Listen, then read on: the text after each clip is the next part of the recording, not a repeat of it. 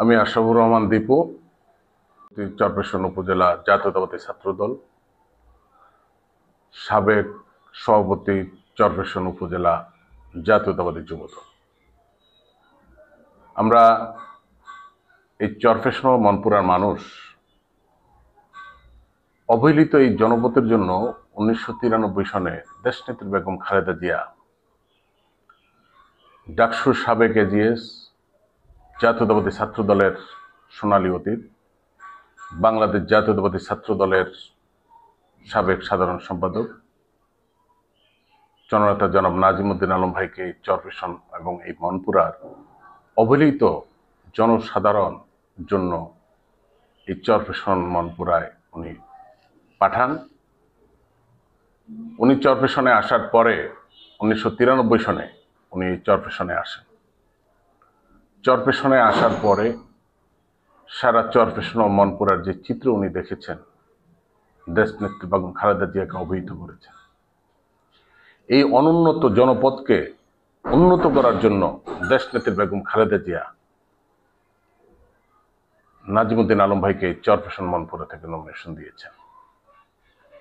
Nomination দেওয়ার পরে এই চরপেশন মনপুরায় যত উন্নয়ন হয়েছে, যেমন এই চরপেশন টু দক্ষিণাইসা রাস্তা অনুন্নত ছিল, মাজা পর্যন্ত কাদার মধ্যে দিয়ে আমরা যেতাম। চরপেশন টু ঘোষেরহাট রাস্তা, গজরা টু দক্ষিণাইসা রাস্তা, চরপেশন টু বেতুয়া সড়ক, এবং চরপেশনে বিদ্যুৎ ছিল না। চরপেশনে বিদ্যুৎ আনা, পিডিবি এবং পল্লী বিদ্যুৎ হতে শুরু করে মানুষের দ্বার প্রান্তে সকল উন্নয়ন ছড়িয়ে দিয়েছেন। আজকে এই চরপেশন, আপনারা জানেন, এই চরপেশন এবং মনপুরার সিটটা ছিল আওয়ামী লীগের সিট।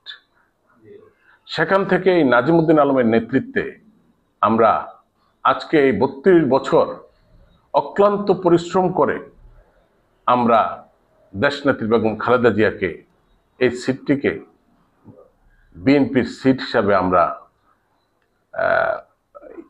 মনোনীত করেছি। আমরা সারা চরপেশনে আমরা উন্নয়নে জয়লাভ করে দিয়েছি দেশনেত্রী বেগম খালেদা জিয়ার নির্দেশে। যখন হাসিনা সরকার ক্ষমতায় এসেছে,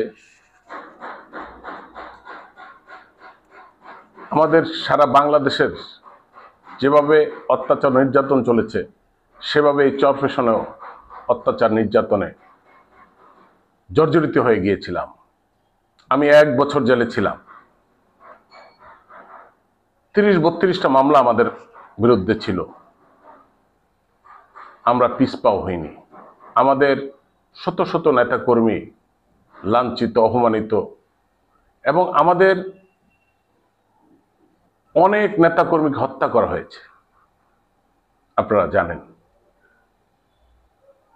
তারপরেও এই দলের নেতাকর্মীরা কখনোই দেশনেত্রী বেগম খালেদা জিয়াকে কারা করে রেখে,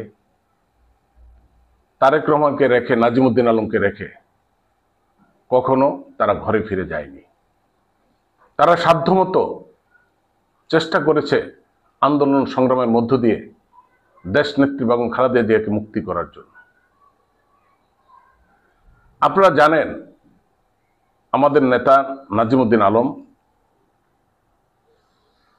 দেশনেত্রী বেগম খালেদা জিয়ার নির্দেশে, তারেক রহমানের নির্দেশে যেভাবে রাস্তায় ঝাঁপিয়ে পড়েছিলেন আন্দোলন সংগ্রামে, বাংলাদেশে কয়জন কেন্দ্রীয় নেতাকে পাবেন এইভাবে বুক পেতে, বন্দুকের নলের সামনে বুক পেতে নিজের জীবন বিপন্ন করে দলের নির্দেশ মানতে?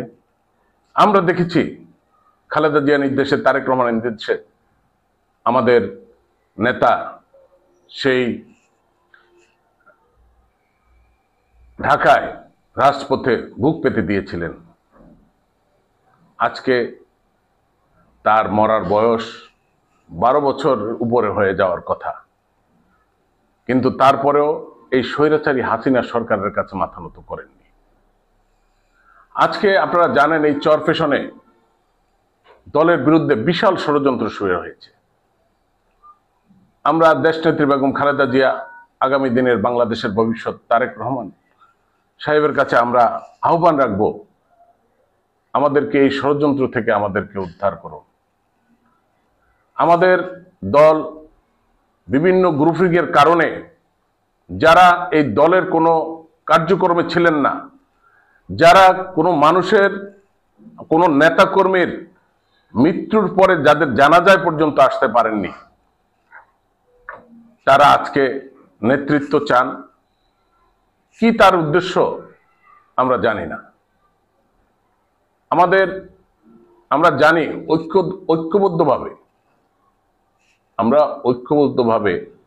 আমরা চাই এই দলকে এগিয়ে নেওয়ার জন্য।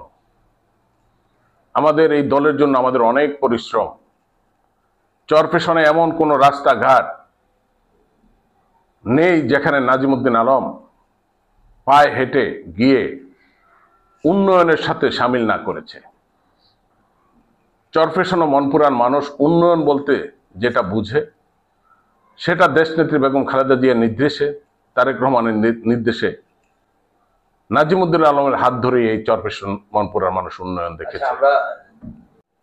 এই চরফেশনে যে গ্রুপিং এখন শুরু হয়েছে,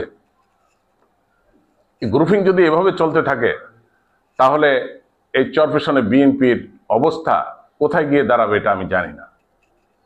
আমরা এই গ্রুপিং চাই না। আমরা চাই একটি সুন্দর পরিবেশের মধ্য দিয়ে আমরা এগিয়ে যেতে। আজকে যেভাবে গ্রুপিং শুরু হয়েছে, যে দায়িত্বে আছেন সেই দায়িত্ব পালন করছেন না। সবাই যেন সবার দায়িত্বের প্রতি গুরুত্বশীল হয়, দায়িত্বশীল হয়। আজকে আমাকে এক জায়গায় দায়িত্ব দিয়েছেন, আমি সেই জায়গায় দায়িত্ব পালন করছি না, আমি আরেক জায়গায় গিয়ে দায়িত্ব পালন করার জন্য আমি ইন্টারেস্টেড ফিল করছি। এটা আমাদের জন্য আসলে অনেক দুঃখজনক। আমাদের এই সাধারণ মানুষ এই 17 বছর যেই অক্লান্ত পরিশ্রম করেছে বুকের তাজা রক্ত দিয়ে, তাহলে এগুলো সব ম্লান হয়ে যাবে। আজকে আমরা দেশনেত্রী বেগম খালেদা জিয়া, আমাদের প্রিয় নেতা তারেক রহমান কাছে আমরা আহ্বান রাখব, অচিরেই আমরা যেন আমাদের এই সিটের আমাদের নমিনেশন কনফার্ম করে আমাদের আগামী দিনে পথ চলা যেন আরো গতিশীল হয়, এই আহ্বান জানাবো। পরিশ্রম করেছি, কোন ষড়যন্ত্রের মাধ্যমে, কোন ষড়যন্ত্রের কারণে আমাদের প্রত্যেকটা ত্যাগী লোককে দলের পোস্ট পজিশন থেকে বাদ দিয়ে দেওয়া হয়েছে। এটার কারণ কি? এটা কোন ষড়যন্ত্রের অংশ আমরা বুঝতে পারি না। আমরা এগুলার পরিত্রাণ চাই।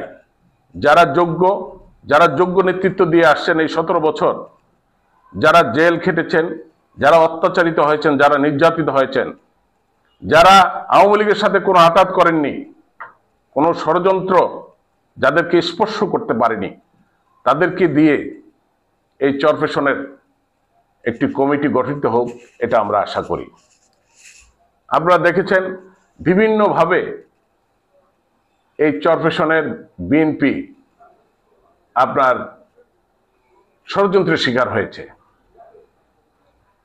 আমরা এই ষড়যন্ত্র মোকাবেলা করে আমরা এগিয়ে যেতে চাই।